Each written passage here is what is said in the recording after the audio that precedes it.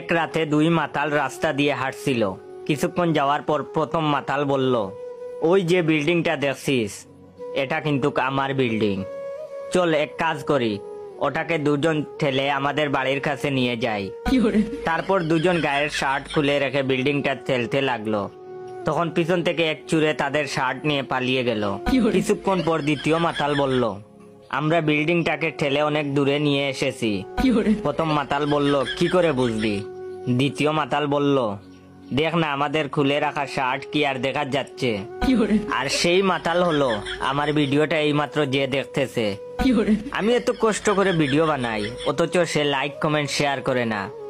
নেশায় থাকে তাই ভিডিওতে লাইক কমেন্ট শেয়ার করে না। যদি নেশায় না থাকো আর মাতাল না হয়ে থাকো, অবশ্যই আমার এই ভিডিওতে লাইক কমেন্ট শেয়ার করে 10,000 লাইক কমপ্লিট করে দিবা। ধন্যবাদ।